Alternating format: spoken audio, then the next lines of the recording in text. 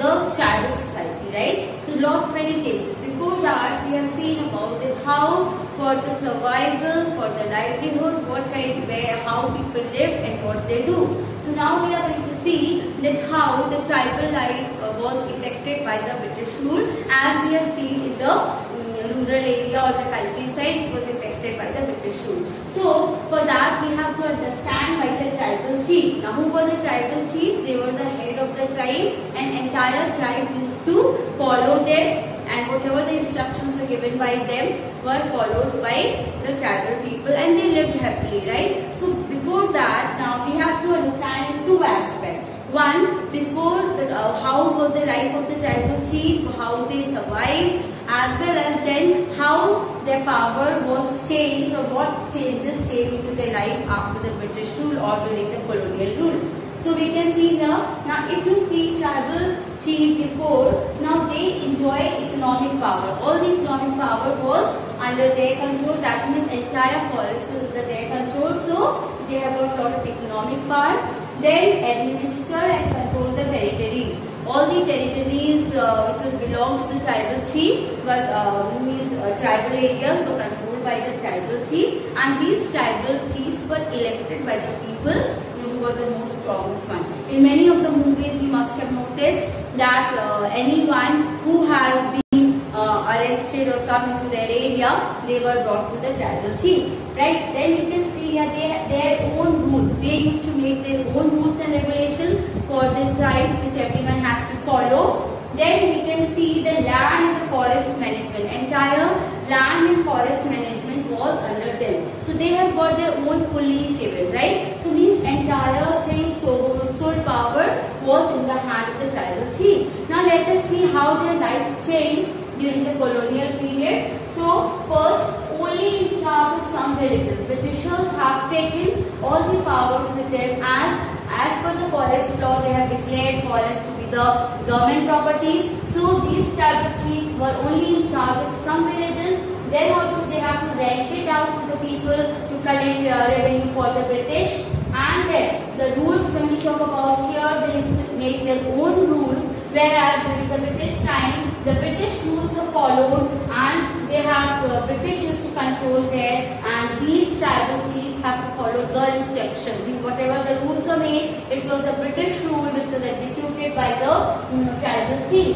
Then the tribal chief have to pay the tribute to the Britishers, right, to remain in that particular position. Where we have seen earlier, they were the whole full in charge, but here they have to even struggle for the remaining as a tribal chief. They have to give the tribute to the British. Otherwise, again, their power will be taken back.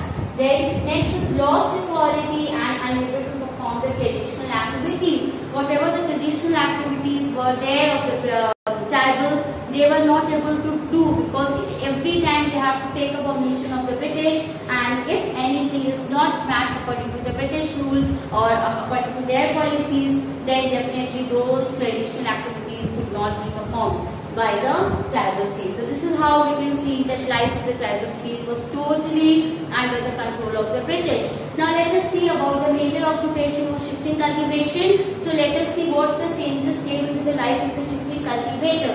So first of all, it was very easy for the Britishers to control to the settled tribe. So these shifting cultivators, as per the profession, they have to move, they have to shift from one place to another. So it was creating problem to the British in various ways. One is first, so they were compelled to settle at one place. Now why they wanted that these people to settle at one place? Because so that they can regularly get a revenue. Let me explain you this once again. Because now when the shifting cultivators were shifting from one place to another place, so when they were not in that particular place, that time it was difficult to get the revenue from the fellow land. And then what the records they are going to maintain, it was difficult. Once they have to maintain for one place, then another place, they keep on shifting. So for that they wanted, for the regular revenue, they wanted these shifting cultivators to settle at one place and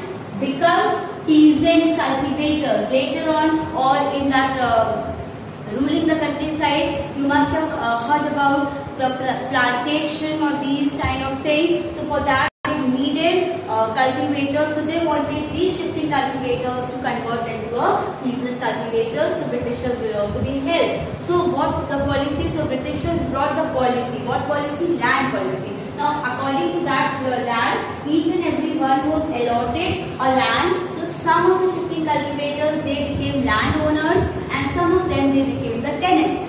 Right? This was the so that the places will be restricted in the name. Earlier we have read in class 7 also we have read about the entire forest was the tribal's property. It was not a demarcation of a line. So here now Britishers have restricted a specific land to specific person. Then what happened with all that? These people they got the land and the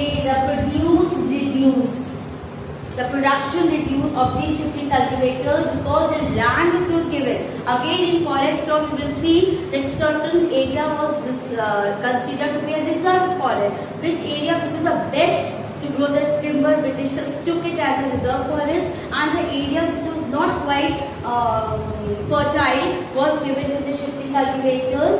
So because of the two reasons, the soil was dry there, as well as somewhere there was scarcity of water, so the production reduced. So these shifting cultivators, they started feeling a problem with it. So what they started? They started rebellion. Right? Many of the shifting cultivators, they started rebellion. As a result, Britishers could not control that, so they have to allow to continue shifting cultivation in some areas, not entire forest, but some areas the shifting cultivation was allowed by the British because they did not want to stand for the rebellion anymore.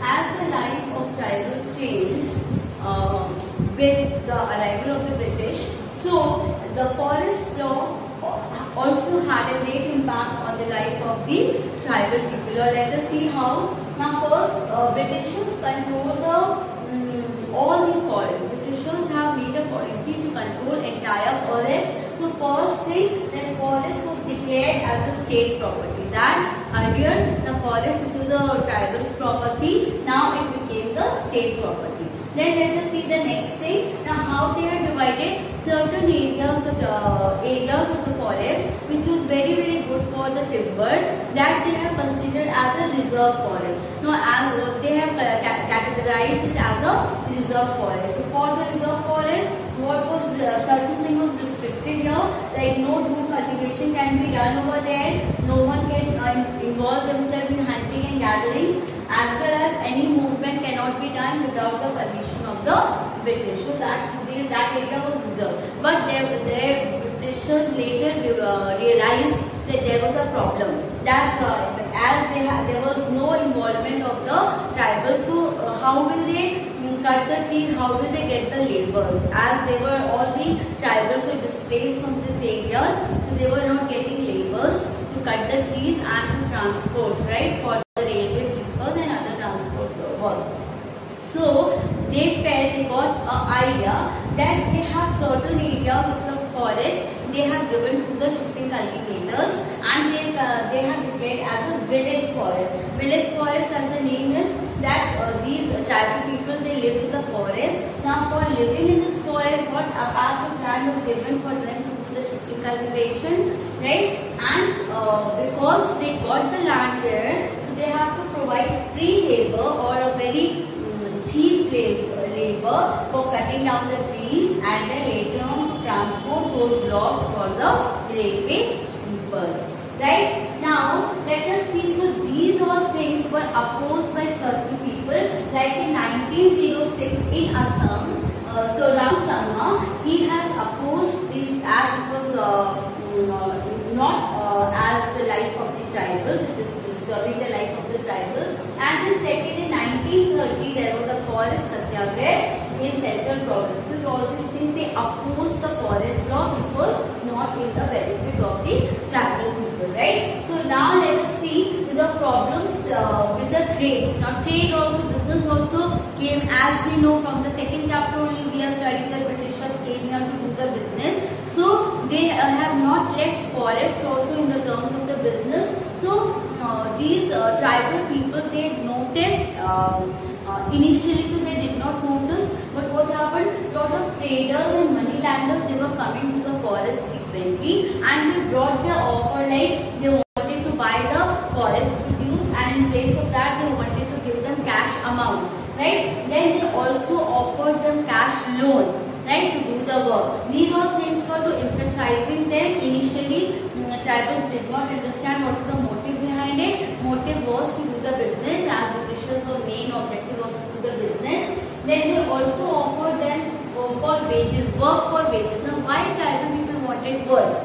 As we know that tribal people entire life is depend on the forest, and we have seen according to the forest law that the land was taken away, forest was shrunk, right? So they were deprived of the livelihood, so they wanted work. So here these traders and moneylanders, they also offered them, these contractors. There was another group contractors who offered them to go for work. Now work, where do they get the work? They get the work in plantation and or mining. Right? We have studied about plantation in the previous chapter, ruling the countryside, and even the mining they wanted laborers. So now if any tribal they get ready to do the work, as they were already deprived from the work, so they have to sign the contract. And now how they were suffering, that these people, they got very low wages. They have to work for low wages, and the working condition there was very, very bad. And even if any of the tribal, if they want to return back home, they were not allowed, they were prevented to return home unless and until they complete the contract, and the contract was at least 2 or 3 years. Right? Now let us take an example how the traders, moneylanders exploited. Here we have seen the exploitation of contractors, right? But now see how the traders and moneylanders, they exploit people. Take an example for Hazaribagh, which is in Jharkhand, right? So here the Santhal tribe, they rear cocoon, right? And you know that cocoon is used to make silk. So silk, they used to produce that. So what happened, that these traders, they used to take the cocoon from there, and 1,000 cocoon they used to take approximately 2 or 3 rupees, and then they sold it to the producer in 5 times more than the amount they got to the person who has reared the cocoon. So this is how they were deeply exploited by the traders. These all were the problem which tribal people faced with the British